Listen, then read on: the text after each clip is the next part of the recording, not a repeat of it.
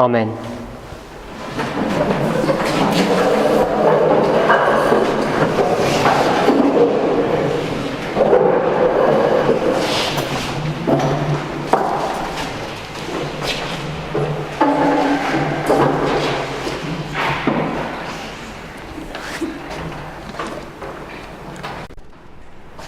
We've been trying to understand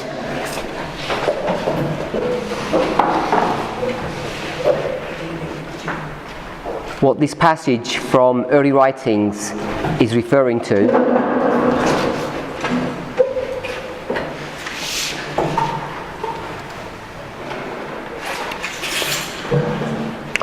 Taken from early writings 246, paragraphs 1 and 2.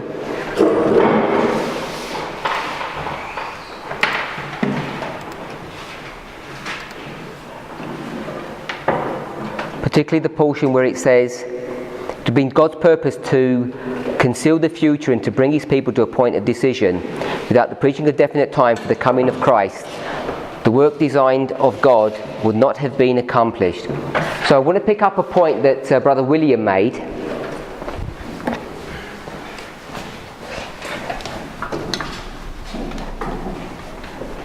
Which I think has bearing upon this issue.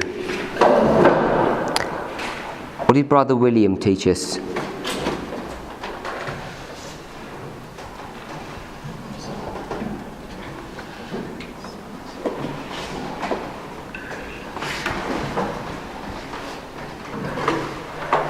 What did Brother William teach us?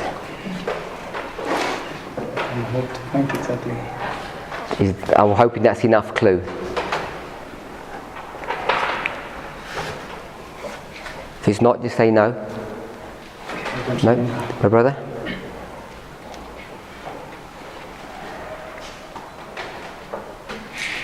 No? Okay. After studying and getting conclusion in 1818, a father reviewed his understanding to confirm whether they were correct from 1818 to 1822. And he later came into the same understanding that he got in 1882. And what was the conclusion of that point? What's the point that he was making, that Brother William was making? There's no increase of knowledge. There's no increase of knowledge, it ceases.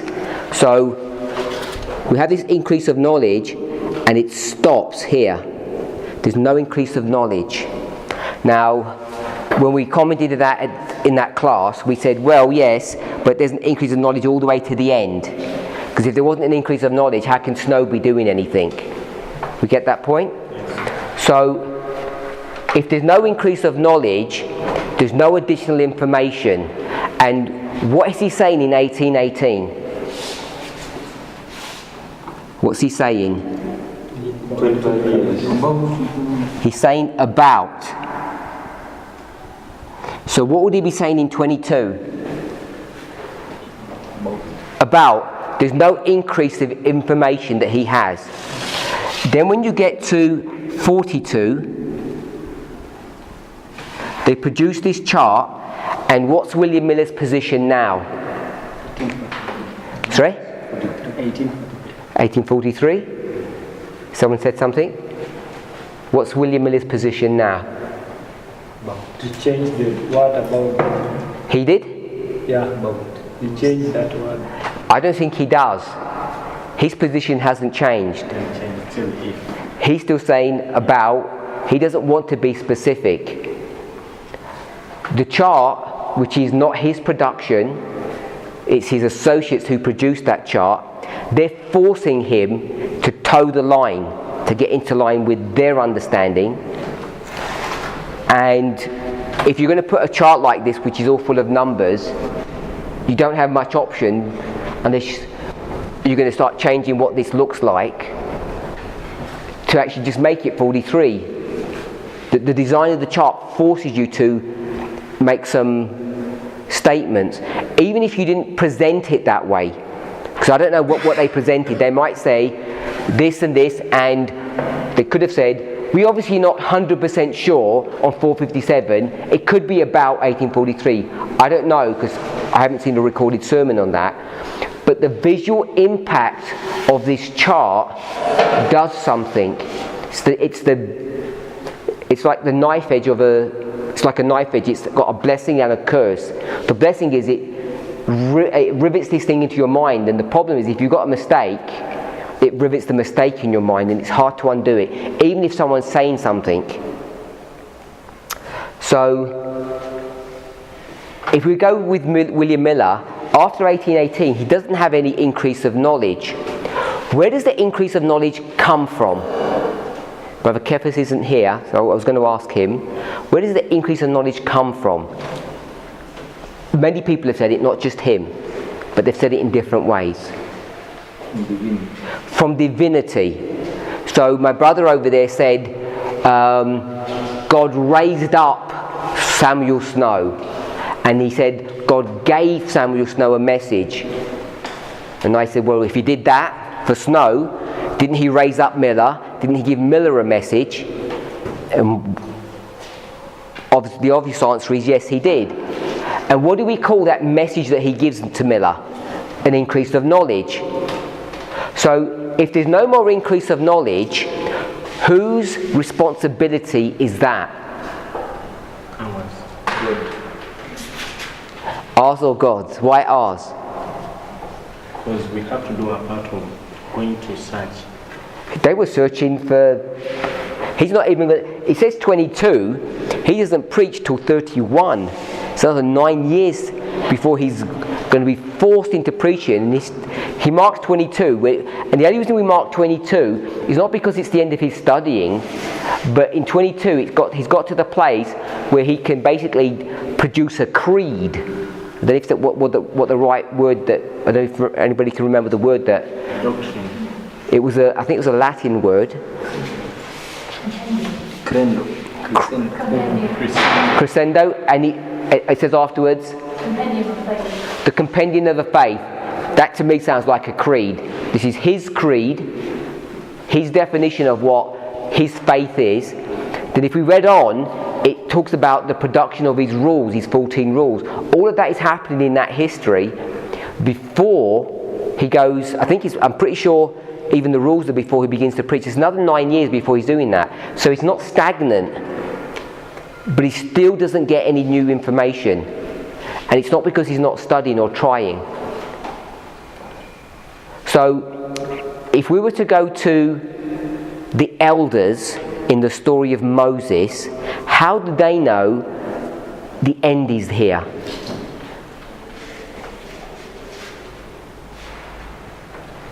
How did they know the end is here?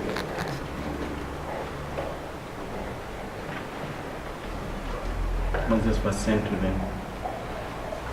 Because Moses was sent to them? When is he sent to them? Where's the first place that you see that he's sent to them? When he's from Midian. When he comes back from Midian. But when he kills the Egyptian, what did the Jew say to him? You want to be our judge. Why would he say that? He knows he's Pharaoh's son. He knows when Pharaoh dies, even though he's not the rightful heir to the throne, he's going to become Pharaoh. Everyone knows he's... So if he meant, are you going to be Pharaoh to me? He wouldn't have said that. He would have been scared. If Pharaoh was there, he wouldn't have said, and who made you a judge over me? Pharaoh would have just killed him. What does the Hebrew, mean when he says, who made you a judge over me? What does he mean by that statement? He must have known that God was going to send someone to rule them, to lead them. Yeah, so he knows who Moses is.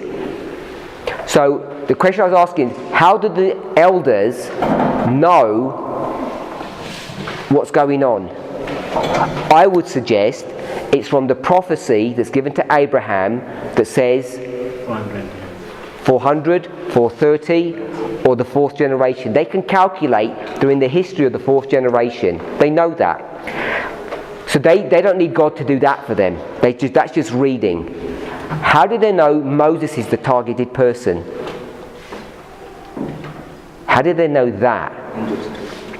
Angels told them.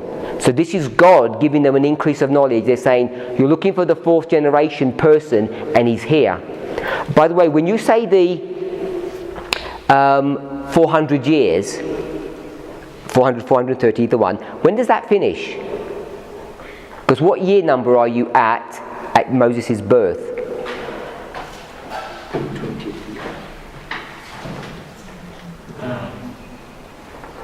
380. 3? I didn't hear the number. 390 at his birth. Okay, so tell me where the 400 ends. What happens at the 400? What happens here? What is that waymark at 400? When he killed the Egyptian. That's when he kills? The Egyptian. And the 430? At Sinai. Sorry? At Sinai. At Sinai. How old is Moses here when he kills? 40 years. And how old is he when he gets back to Egypt? 80 years. So there's 40 between here and here. And so the 430 can't be that waymark here when they leave. You see that? The maths won't work. Yeah? My brother? What year is Moses born in? You've got a choice of 3 questions. What year is he born in? What is the waymark for the 400? And what is the waymark for the 430? So you can answer any one of those 3 questions, or all 3.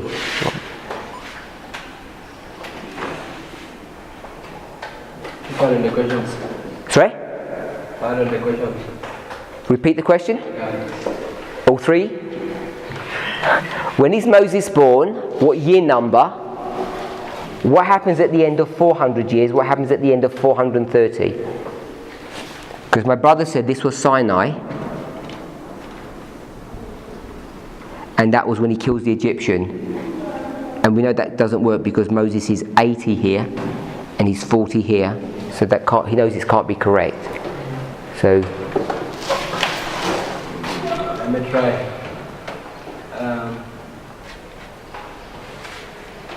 So if Moses left when... just tell me the answers.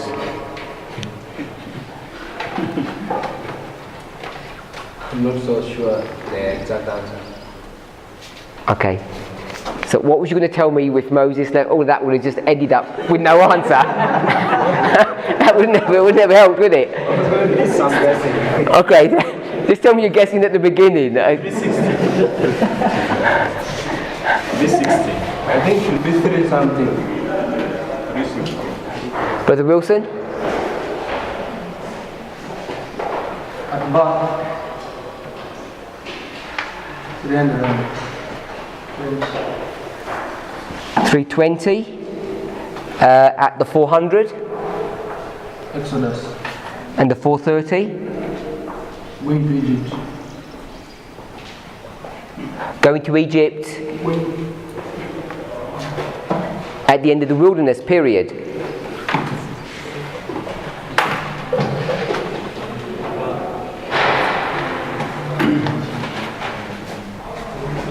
We know it's not that. It's so you've got Exodus, and what's the 430? I only drew it that way because he told me to. I'm not saying that picture is correct. My brother? I don't know.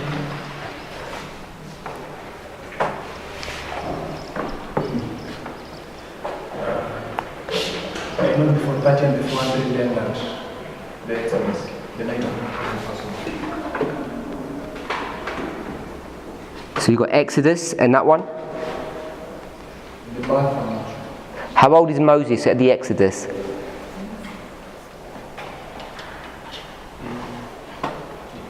$80? So 400 minus 80? 3? 400 take away 80? 320. Who said that? That's where you got 320 from. So you got 320, which is 400 minus 30. He had the Exodus. 430 and 400 end at the same point. Is that okay? Yep. 430 and 400 end at the same point. That's my understanding. Yes. Because they begin at different points. One begins in R of the Chaldeans, another one begins in Haran.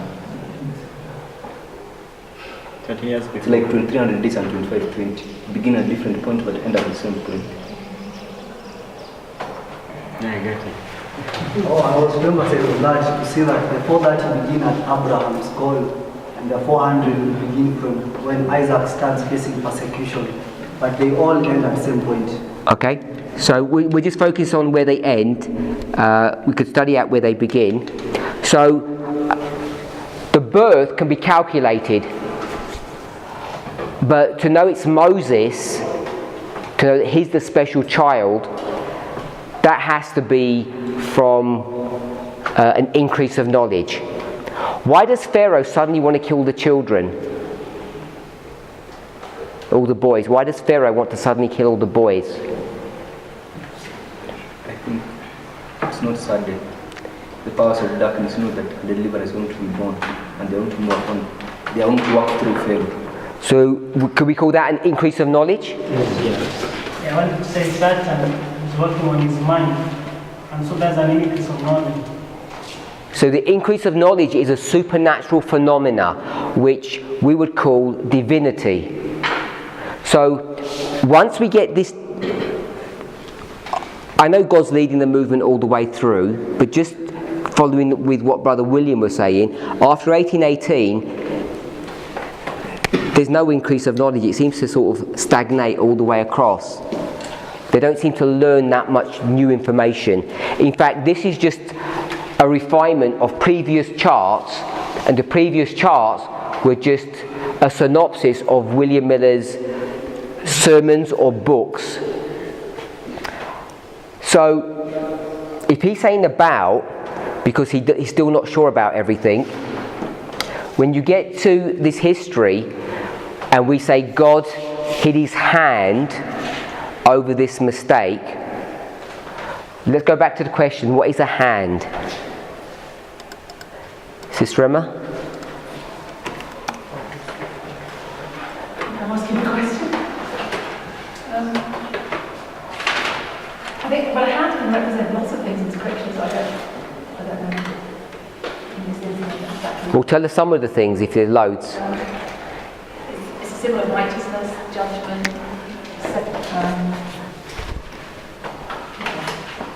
blessing. So some of those things, you're taking hand to mean some of those things by association. When you say by the right hand of his righteousness, you're just saying, I think when you say righteousness, unless you've got other, or you think... Or looking at the way the phrase the hand of the Lord is used. So the hand of the Lord, you can tag down firmly to righteousness. Maybe not, but definitely deliverance and blessing and judgment. Judgment, deliverance, what else? Blessing. Blessing. And the Lord's in the blessing. Anyone else? Strength. Anyone else? From Daniel 11:45, I see it as being brought into subjection.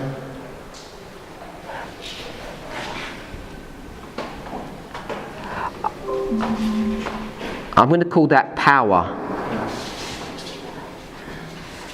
over humans. Anyone else?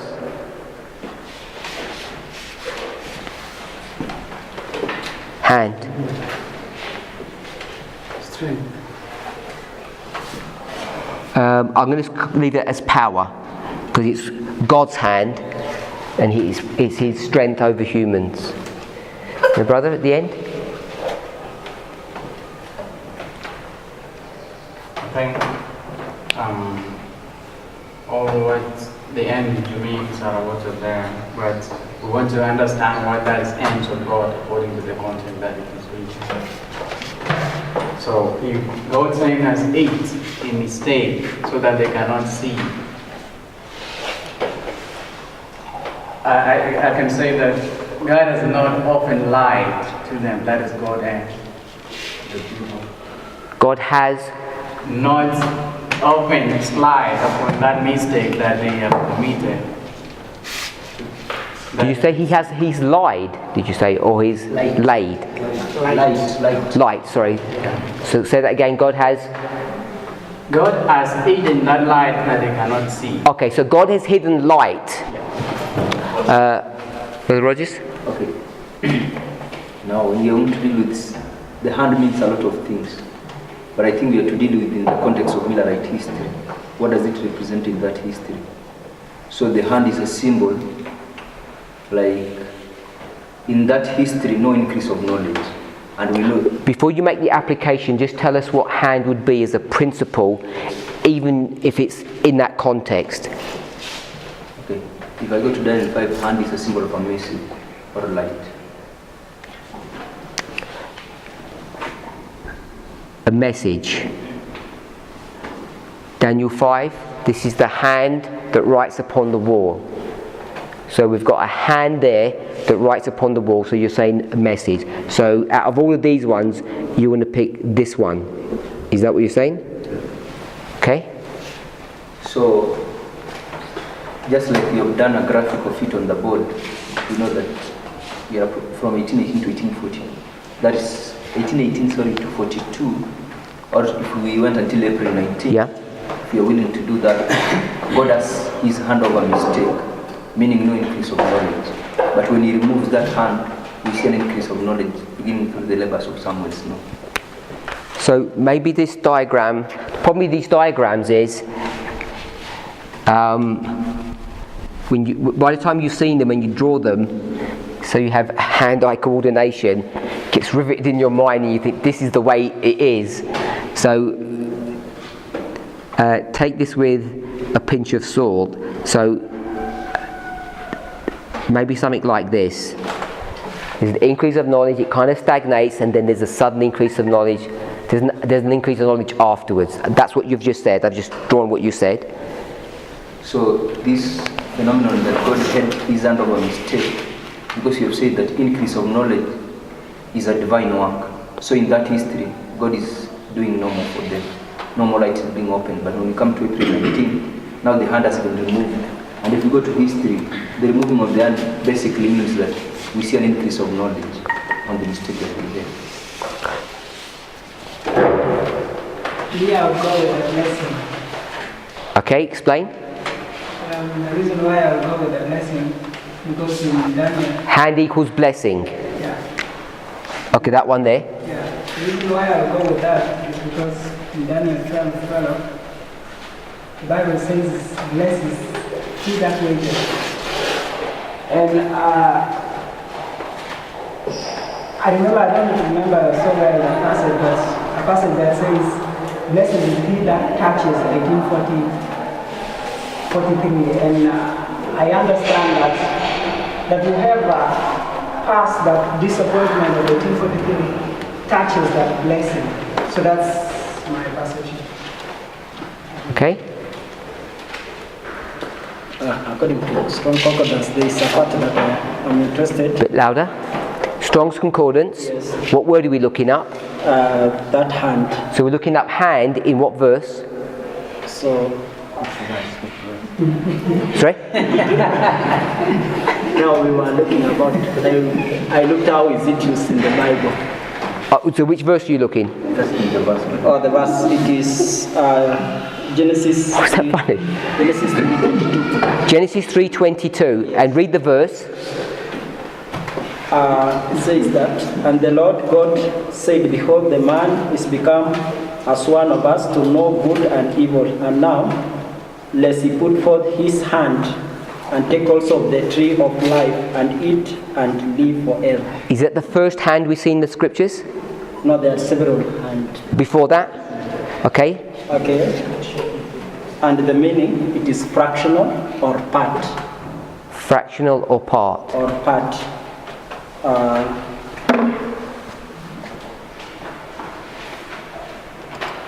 Okay, I thought it was going to be easy. It's not. Genesis what?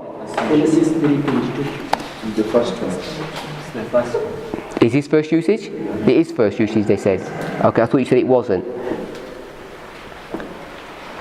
So first usage, and the Lord God said, Behold, the man is become as one of us to know good and evil, and now lest he put forth his hand and take also of the tree of life and eat and live forever. So what do you want us to see from here? So there's that, the first one is sign or monument, and then part 2, number 2, it is part, and then there is fractional part. So when we reach 1843, there's a part that God holds them not to see.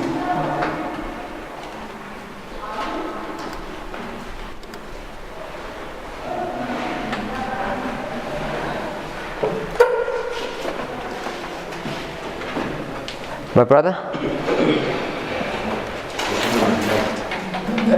No, not that one. Comment on this.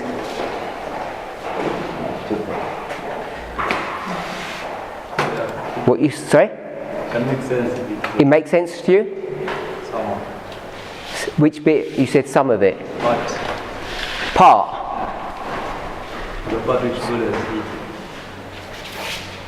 it. That makes sense to you? Part.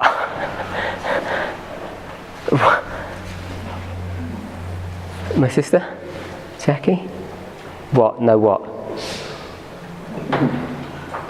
Answer what no means.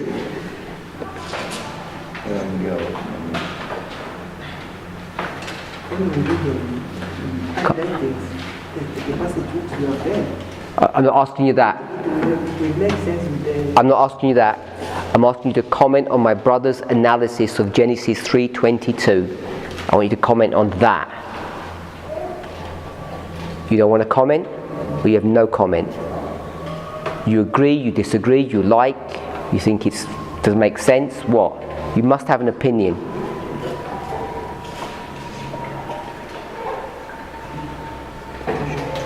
Sorry?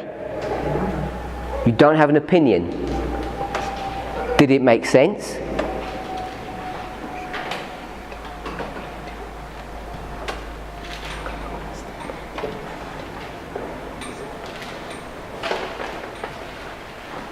Do you want him to repeat it? Do you understand what he's talking about? You've got to tell me something, not just like, I don't have an opinion. He wants. Okay, so can you repeat what you said to her, please? Okay. For Sister Jackie. Have you got it on your phone? Do you have it on your phone? Just let her see as he reads. So you tell me, does this make sense to you? Okay, the verse says, And the Lord God said, Behold, the man is become one of us to know good and evil, and now lest he put forth his hand and take also of the tree of life and eat and live forever. So I picked that word hand, the way it is being used, and then I typed in, I looked in the Strong. And this is 30:27? Yes. Okay. Yes. And it is first usage in the Bible there. Okay. And then... Do you understand first usage, Sister Jackie? What we mean by that? Does that make any sense to you? If I say first usage. What does that mean? Yeah, I didn't mean paraphrase. I mean, but what does it mean? What's the significance of that?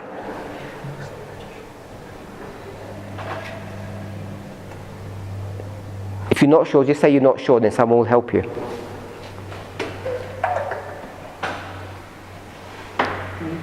Sister Joy, explain what first usage is, why we do that, what it means.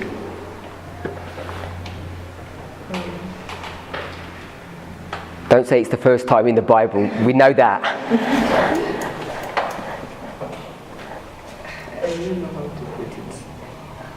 You have to try. You're a teacher. You're going to go to a class later on this week and you're going to say first usage.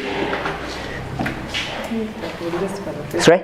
I think I'll just paraphrase and call it first mention. Where that's fine. First mention. Mentioned first in the Bible, and you see how it has been used. And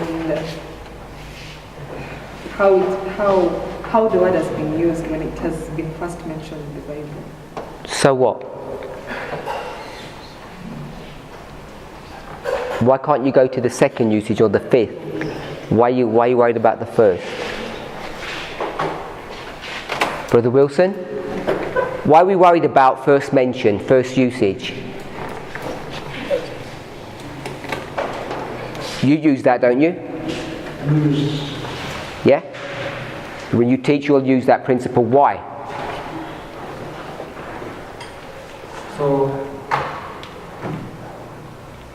the first usage of the rule of the first mention means that word, based upon the subject that we are studying, the rule of the first mention or the first usage, it has, let me use the word, the DNA in it. So the other person that is going to speak unto us, it doesn't really add more information of what we are studying about the subject. Did that make sense, Sister Jackie?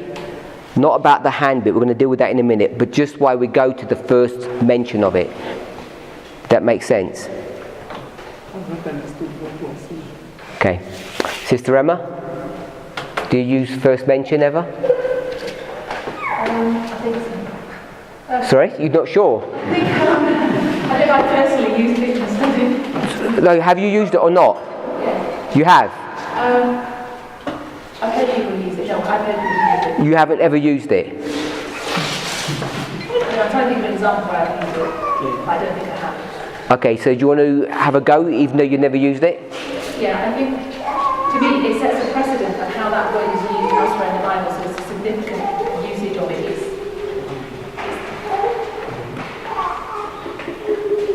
It kind of defines how that word is used most generally in the rest of Scripture. That's how I see it. Say that again, it's too fast, not loud enough. It defines how that word is used in the rest of Scripture. And I see that the beginning illustrates the end, so I see the beginning is significant, but it's used first. Did that make sense? I'm asking Sister Jackie. No, not yet?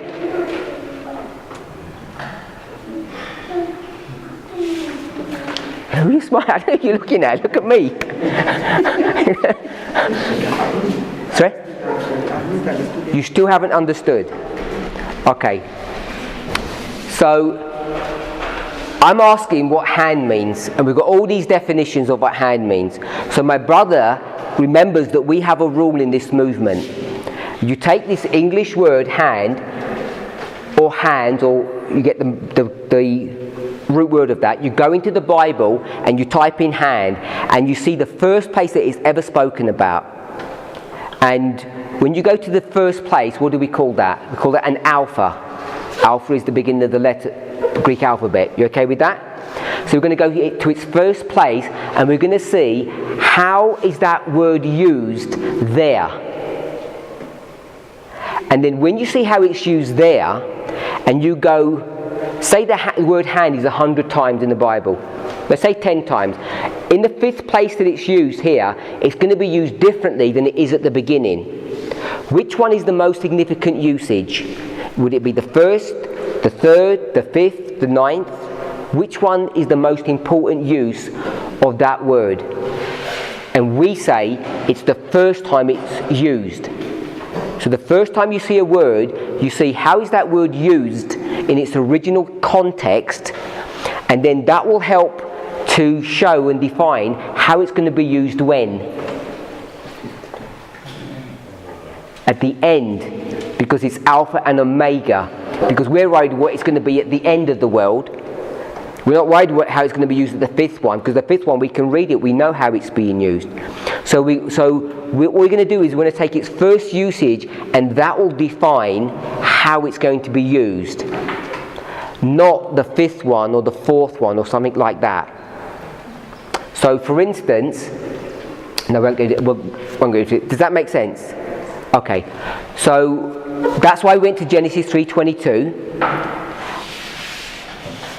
And the problem is, what I see the way you just did that, one of the problems, we'll go with one of them, is when we go to first usage, what are we looking for when we do that? What are we looking for when we go to the first usage of the word?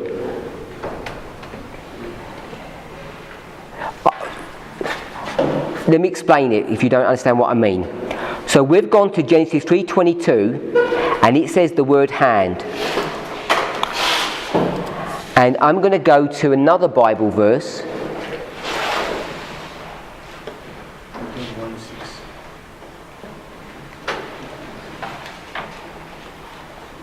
And I'm going to go to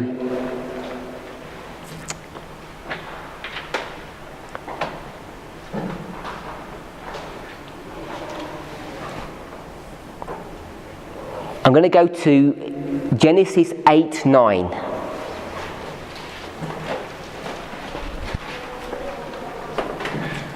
No, I'm not going to go there. Let me go to another one.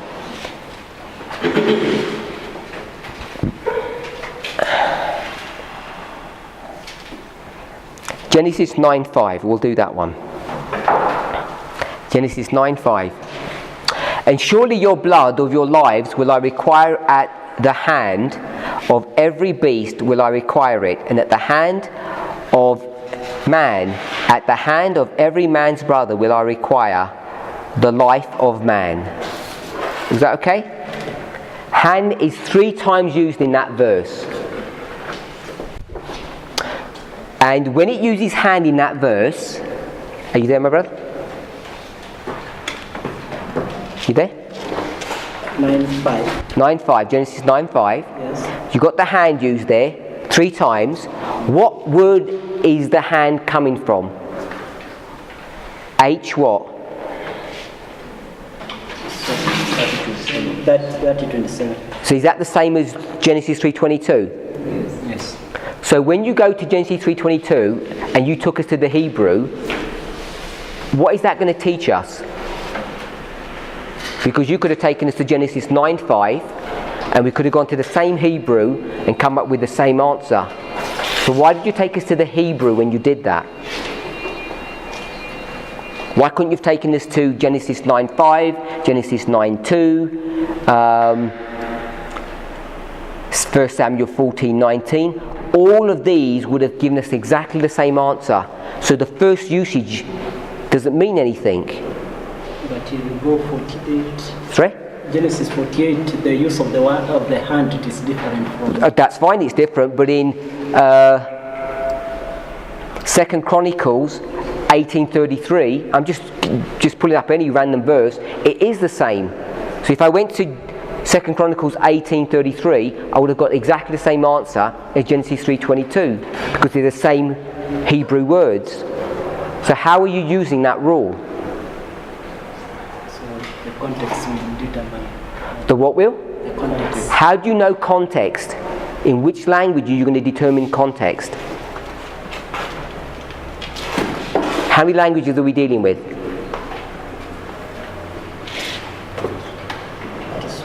Sorry? No. 3. 2. English and Hebrew. So we've got 2 languages. What about Greek when hand is used in the New Testament? Yeah, but we're not in the New Testament, we're in the Old Testament. Because if you go to the Greek Testament, if you go to Greek New Testament, it's a Greek word. It's not 30:27, it's something else, it's G something. So we'll stick with the passage. So how do you know context? Which language do you determine context in? English is the one we determine. So the English is going to determine the context. So when you're going to use the rule of first mention, you can't do that in the Hebrew. You have to do that in the English. You okay with that? Then you can check the Hebrew and see if your definition of the hand is correct, or you just made some silly thing up. So let's go to what you did, Genesis 3:22, and let's look how the word is used, but you've got to do it in the English, not in the Hebrew. Otherwise the rule doesn't work. Before you do that, I want to know if you agree or you understand what I've said. How you are using the rule of first mention, but you're not using it properly.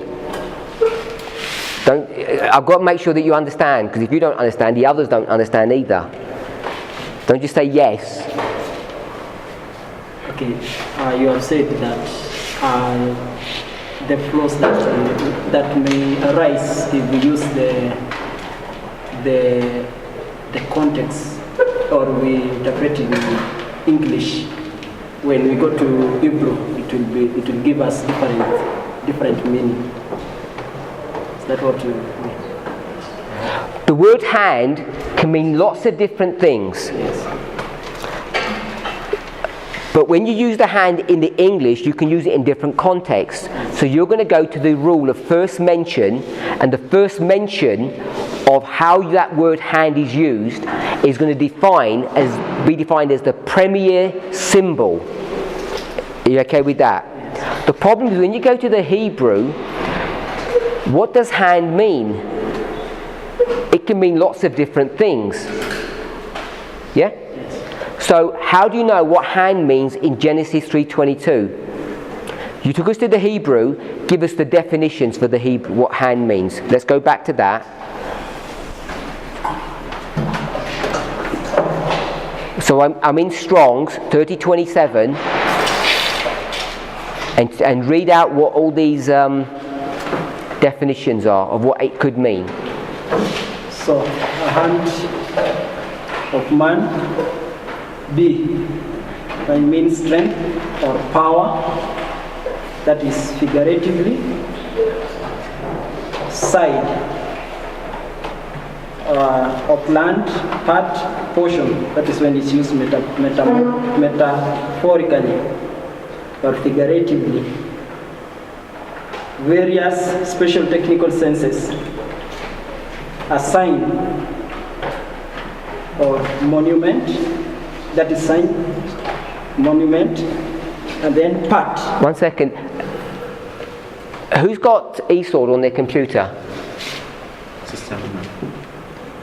Is your Strong saying all of that? That's Thayer's. How can you have Thayer's? It's Hebrew. Not Thayer's, try to sorry. You said Strong's you're reading. Yes, Strong. My Strong doesn't say that. That's a bit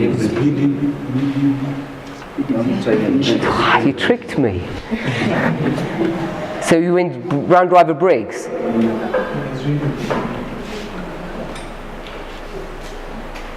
Start again. Okay, BDB definition. So you just read all this out. Hand, strength, power, side of the land, a part, a portion, very special technical senses, sign, all of that, yes? Yes. Okay? So tell me which one you want to pick. So for me, I picked that number 2. That is the various special technical senses. And I picked number 2. You picked 1D2, part fractional, part share. Yes. And then what? So according to what we were discussing, we said that there is an increase of knowledge, and then there is a point where the knowledge now becomes stagnant. There is no increase of it. So I said that now, if the meaning of the hand, it is that God, there is a part or a fraction of it that He. Okay, I got it. So let's go to Genesis. We'll come back to that. Let's go to Genesis 3:22.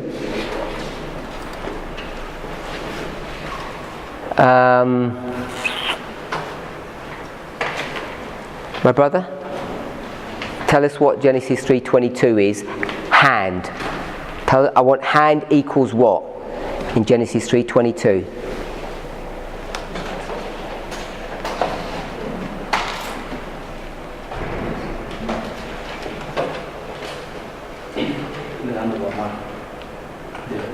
So I know it's man's hand, but hand equals what? It's a symbol of what?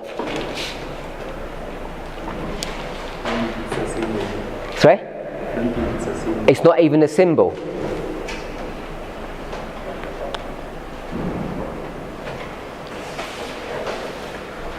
Sister Emma?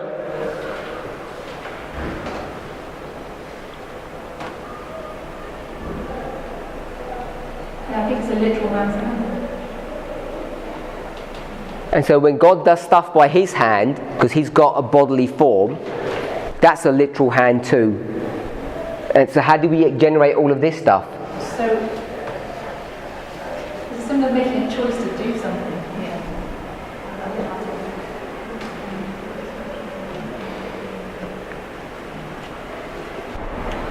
A symbol of a choice. That's what you're saying?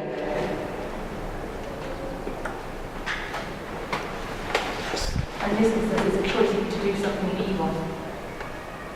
Let's choose. So it's a symbol of evil. It's a symbol of an evil choice. That's what you're saying, that's what you want us to see. The primary definition, the premier symbol of a hand, is to make an evil choice. That's what you've just taught us using first mention.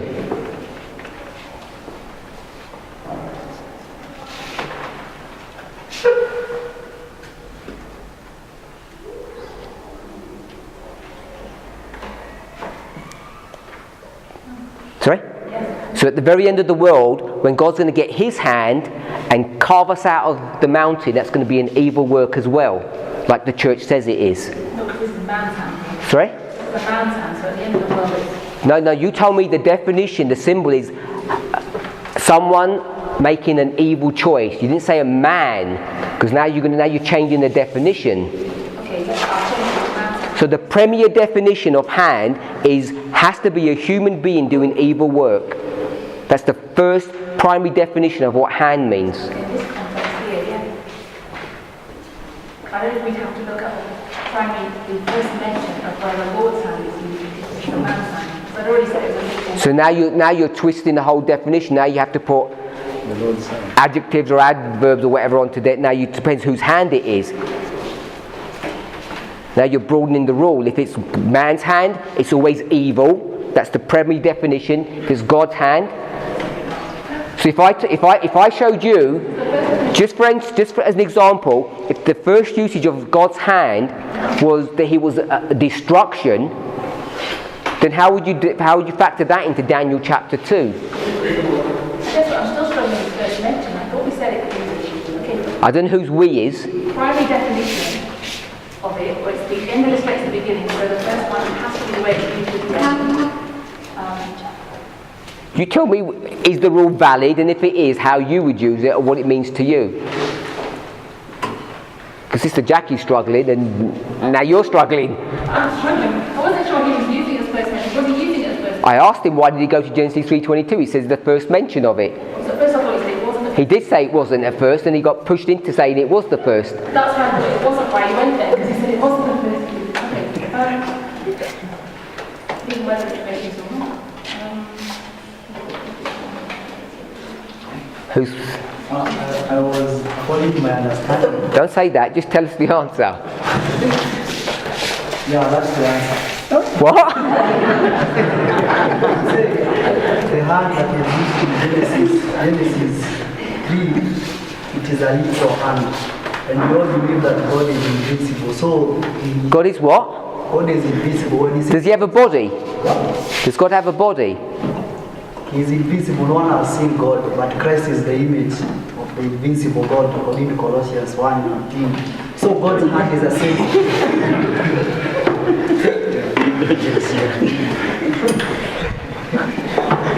Okay, look. This is not going well. We've got to be firm about how we use these rules and how they're operating. In Genesis 3:22 it means actions or act. Sorry? Act. Or action. So hand equals act. That simple? Sorry, we got number one. What? Oh, so I thought you said. I heard something else. No. I think we have two different types of hands. Just tell me the answer. In Genesis 3:22, there's only one hand. Tell me what it means. That's a man's hand. And the word is speaking of God's. I'm not asking you whose hand. I'm saying what does it mean? Okay. can say it's power or it's strength. Power or strength? Tell us why. Because here we see that this hand is the one that will bring the tree in control. The hand is going to bring the tree under his control. That's it. Anyone else? Message. Go. Don't laugh. Go. Then in chapter 5, when we met that. We're in Genesis 3:22. I'm explaining it. I'm giving Oh, how can you do that? Let me explain from here. Why Paul said it's a message? Because this hand is associated with the tree of life. It's associated with the tree of life. And the tree of life is a symbol of mercy.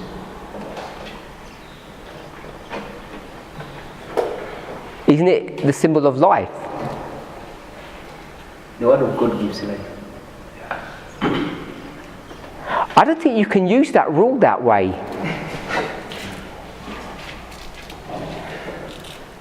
Maybe I'm wrong, because I never use this first mention thing. I don't think I've ever used it.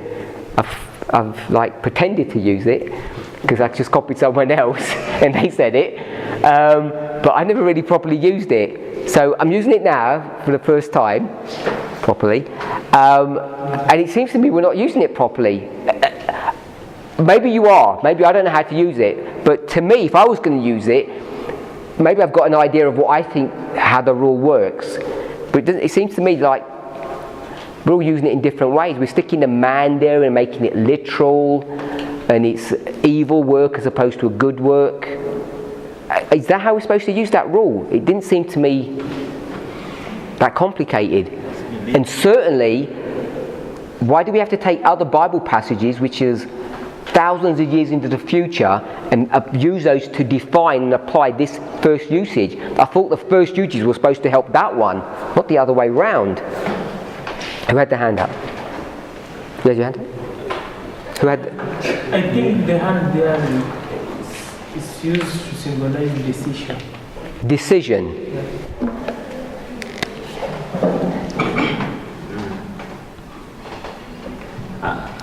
I'm combining those three: act, power, and strength.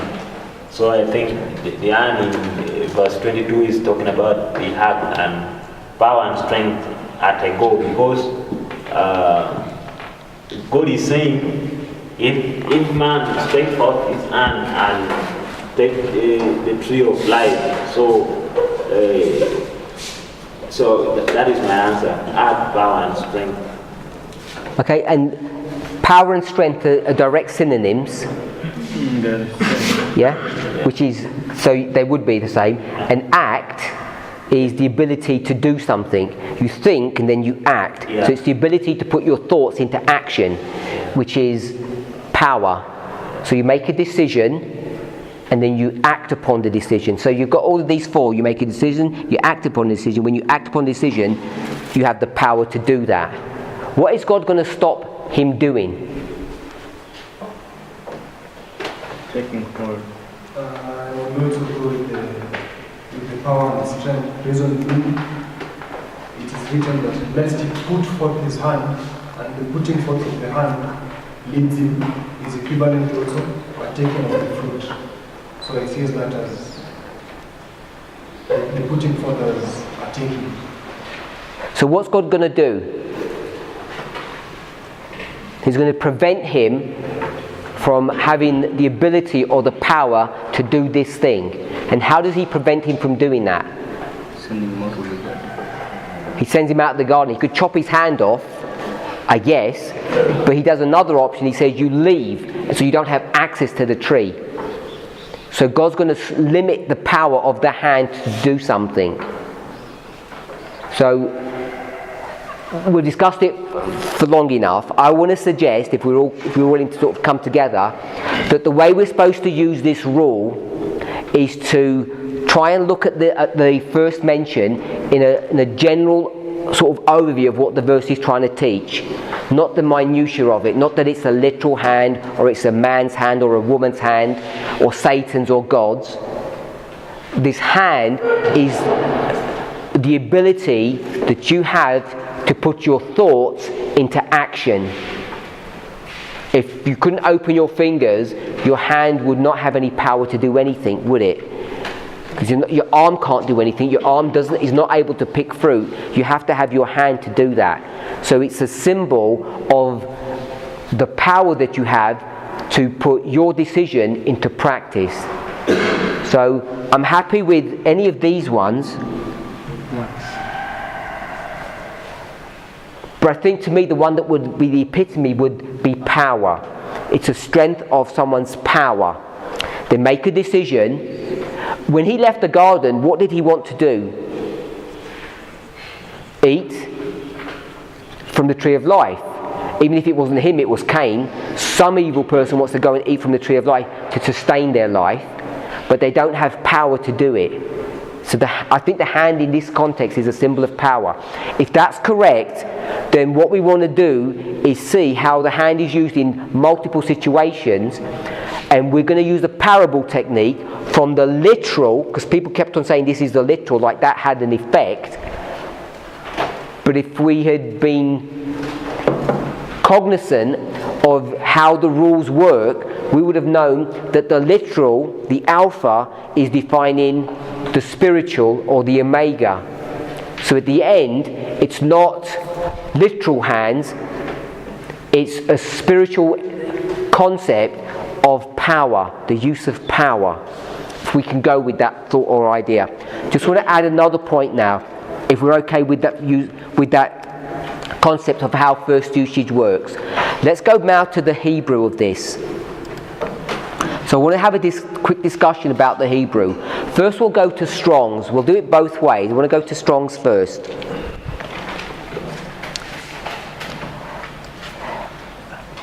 Strong's and Brown Driver Briggs are two dictionaries.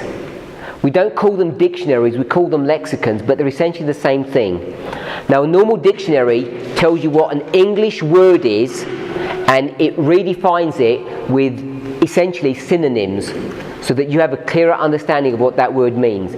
So this lexicon type of dictionary is taking one word in a different language and explaining it what it means in the English.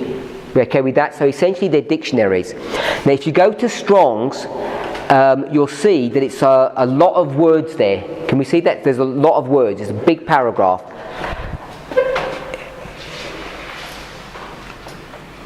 So I'll read it.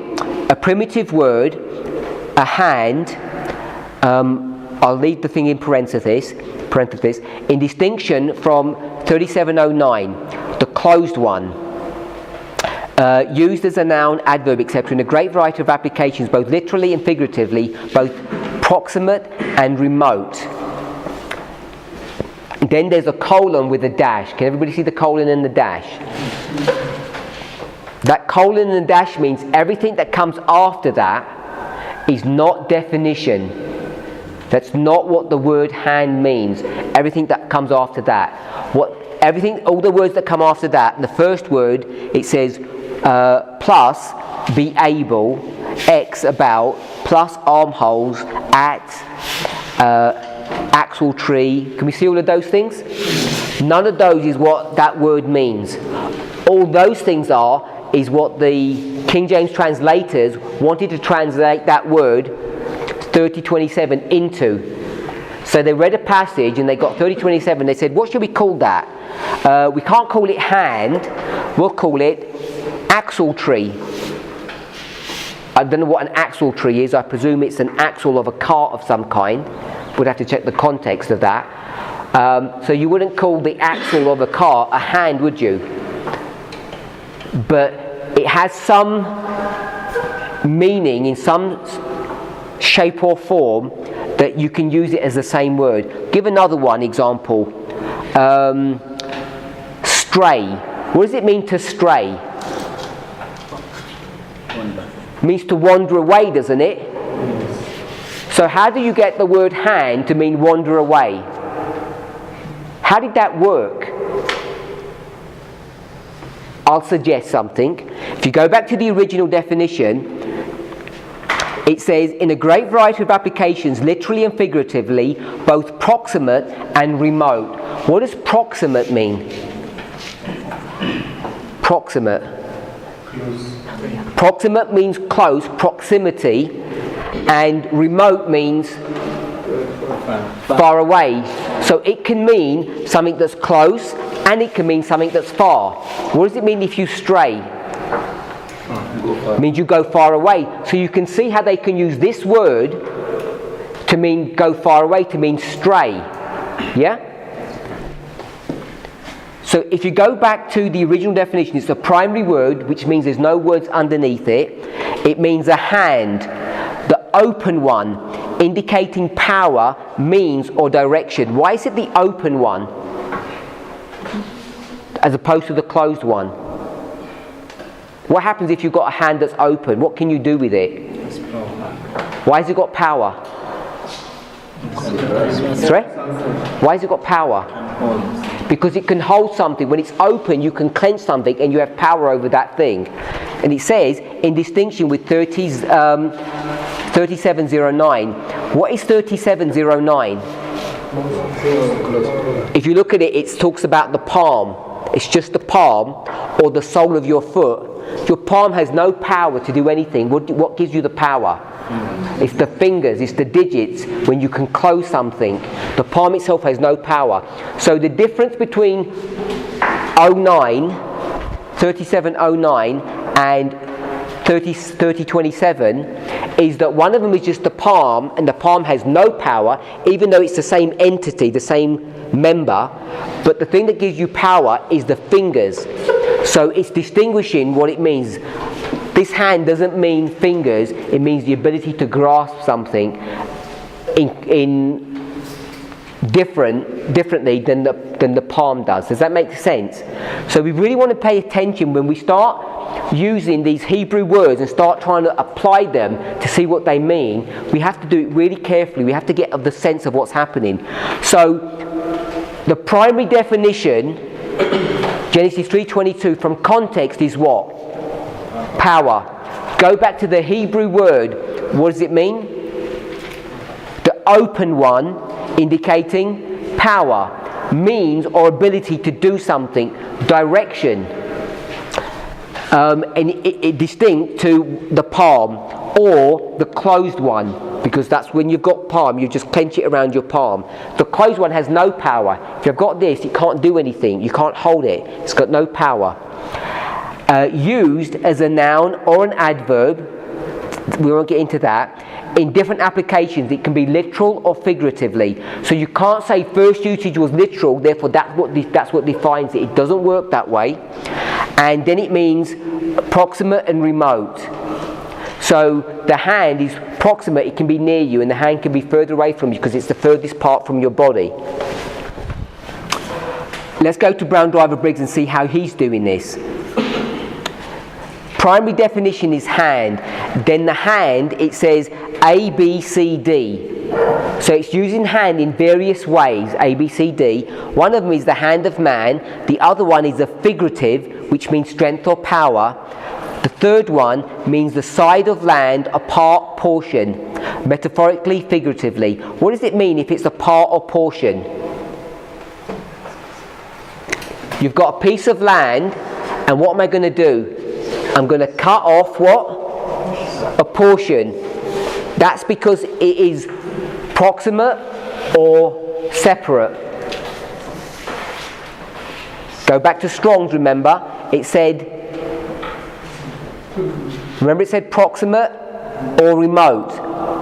So if I start portioning off land, cutting bits and pieces of it, what's going to happen to it? It becomes remote from you. If all this was your land and you were the father, and you subdivide your land, and you live here still, and you give this to your daughter, and you give this to your son, these parts become remote from you. You don't own them, you've portioned it off. Then it says in various special technical senses. So these are unique, odd uses. It's the fifth way you can use this word hand. As an example, an axle tree or an axle. Remember we did that? It can be used as a stay or support. It tells you for the laver. What is the stay? What would we call it? I'd call it feet. Sorry? I don't think it's a restraint in that context. It means the support. Sorry? If you've got a bowl like this, you put little feet on it, these would be the stay to support it. If you have a church, what do we put on the outside? What do you call these? You call, I think we call them back home, we call them buttresses.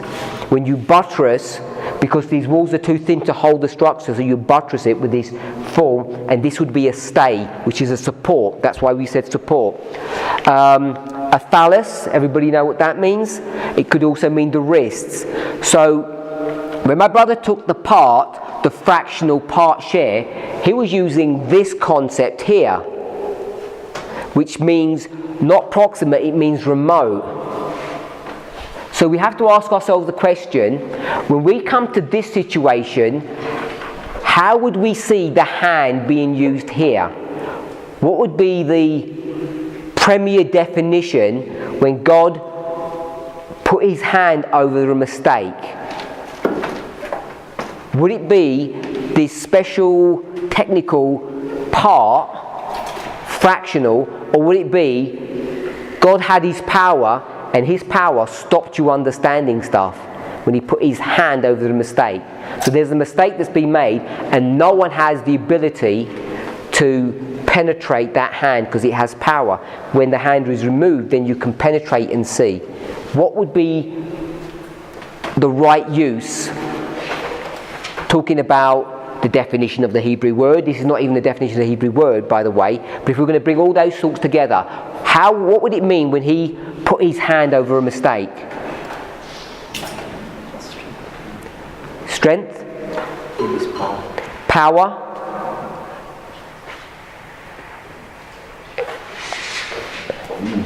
Sorry? Means. His means, which we could say is power. Yeah? I'm not looking for synonyms. I'm asking if people are not in agreement with that. So let's go with that then. God gives William Miller power to understand what's going on. And that power is the ability to fight against all these preconceived ideas.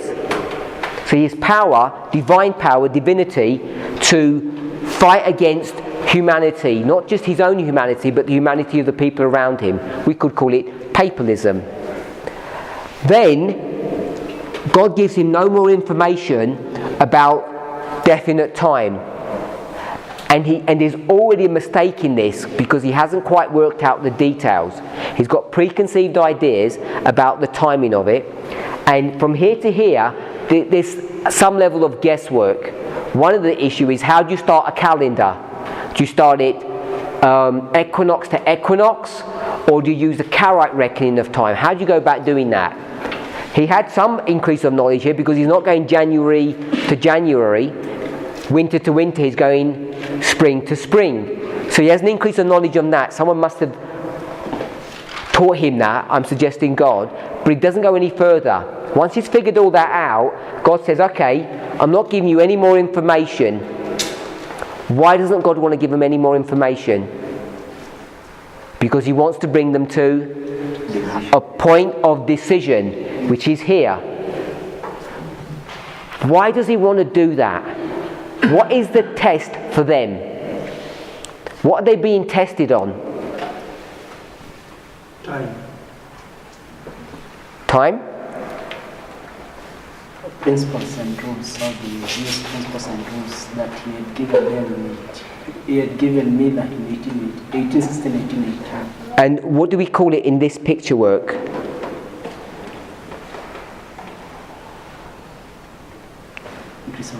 The increase of knowledge. So I want to suggest that he's going to bring them to a point of decision. Do you really believe the increase of knowledge at the very beginning of the work, or don't you?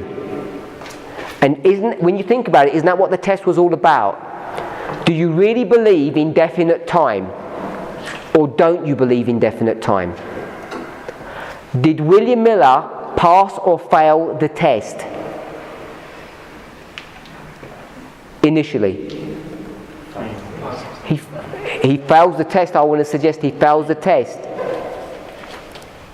God has to raise up another man to do the work. And William Miller is going to resist and fight against this man. Now you might argue Himes is the one that's controlling Miller. By the way, do we know that Miller is very ill in this history? Yeah, he's extremely ill. And when you get physically ill, you can't think properly. So I don't know who's really controlling the situation here, if it's Himes and he's just directing Miller. But between them, Himes and Miller, they're not allowed. They're not going to let this increase of knowledge be given to the movement, and they're going to publicly resist it until they realise they're losing a fighting battle and then they begin to accept it. But that's a separate point. What I want us to see is they're brought to a point of decision whether or not they believe the increase of knowledge here. That's what the test is. Who brings this test to them? God does, because he could have given them an increase of knowledge. He could have shown them Karaite reckoning very early on. He's not going to do that. He could have shown them that it's in the autumn, not the spring. He doesn't do that. They have this stagnation period, and the stagnation period is because God demands it or deems it so, which is the hand. He puts his power over the movement, or another way to express it is that he no longer gives power to the movement. When he no longer gives power to the movement, then the movement stagnates, and come the test here, the point of decision, then they're going to decide, he's going to decide, who actually believed and who didn't. Who was here for the right motivation and for the wrong motivation. I want to be careful. When we say that there's no more power or anything, we have to remember 1840s back here, 90% through this history, and there is the glorious manifestation of the power of God. We're talking about a specific, unique point, because 1840 verified what? It verified this increase of knowledge. One day equals 1 year, and in 40,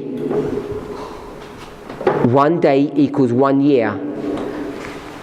It's a verification, not any new information. They don't understand about the role of radical Islam.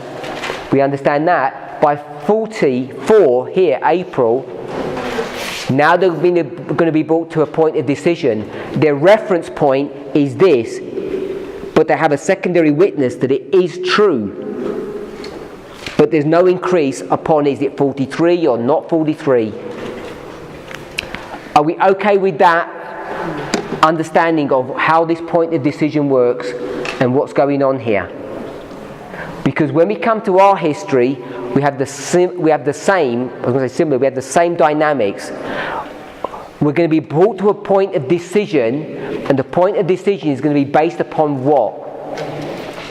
Whether or not we accept these foundational truths beforehand, or what we would call the increase of knowledge. Any questions before we close? Okay, now what about Great Controversy 343, paragraph 2? Before we go there, is everybody okay with how we're going to use first mention rule? Yeah? Is everybody okay how we would go to use the Hebrew or the Greek concordances, whether it's Thayer's, Brown, Driver, Briggs or Strong, and how to use them carefully?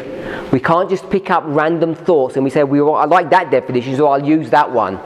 You have to be judicious in the application of those lexicons.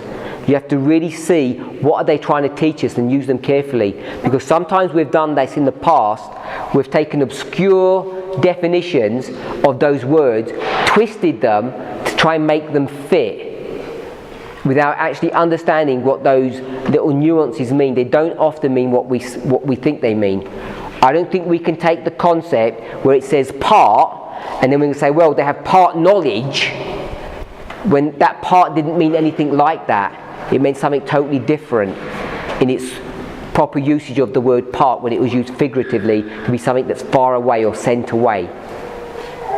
They were the main things that we spoke about. So you want to take us to early writing, great controversy. 434? 343. Oh, 343. Paragraph? 2.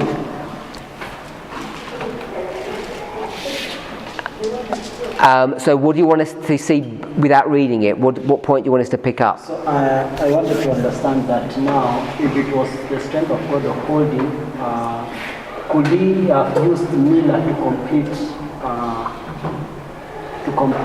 Earlier we had said it is because of the laziness of those people. What we have said, but now you have corrected that it was the providence of God. But here, Ellen White says that when we can read that, it says that men are instruments in the hand of God, employed by Him to accomplish His purposes of grace and mercy. Each has his part to act. To each is granted a measure of life, adapted to the necessity of his time, and sufficient to enable him to perform the work which God has been given to do. But no man, however honored of heaven, has ever attained to a full understanding of the great plan of redemption, or even to a perfect appreciation of the divine purposes in the work of his own time. Men do not fully understand what God will accomplish by the work which He gives them to do. So could Miller be given that work to go through if he could understand God giving him the principles and rules? If he could be faithful with that principles and rules, could he be used to the very last? Because my argument earlier was that he was not faithful in what God had given. If he was to be faithful in that rules and principles, then he could have seen the mistake that is ahead. It was faithful. So my brother says he's faithful.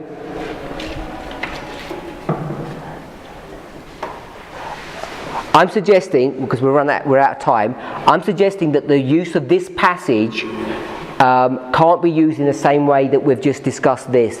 It's a different context. My understanding of this passage is not the same context as this one. But I think that because we have seen Miller has been doing a great work since 1816 when he started reading the Bible, until now it reaches a point where we can see now Miller is no longer, and he is starting now to reject the message which he preached. But that's back here. Yes. So if he could understand, because they say that no man must fully understand what God can accomplish with him.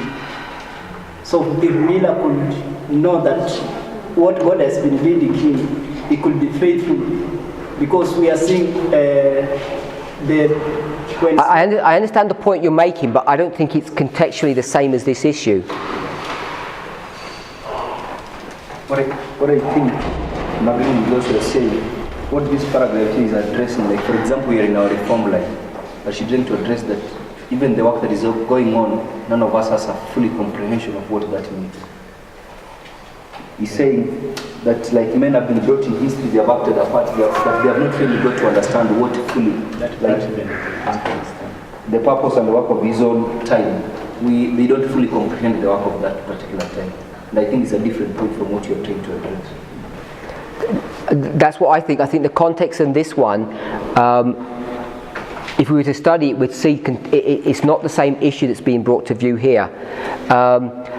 As an example, men do not fully understand what God would accomplish by the work which He has given them to do. What was the Millerite movement? What were they meant to accomplish? To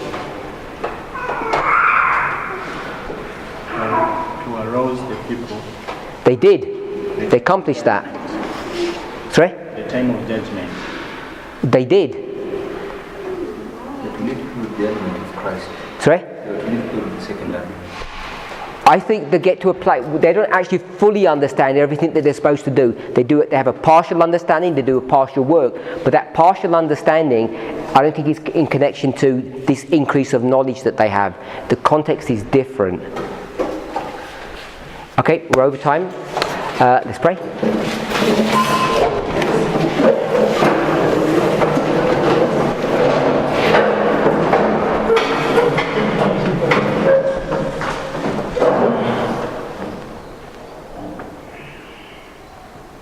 Heavenly Father, we give you praise and thanks for your goodness and your mercy towards each and every one of us kneeling before you.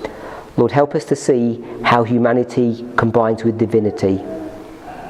Lord, may each of us experience the Holy Spirit using us and directing us, even in ways that we don't fully comprehend or understand. As we see how you bring your people to a point of decision in the past, we see, Lord, how you have brought your people now to a point of decision. May each of us pass those tests that you bring to us. We ask and pray in the precious name of Jesus. Amen.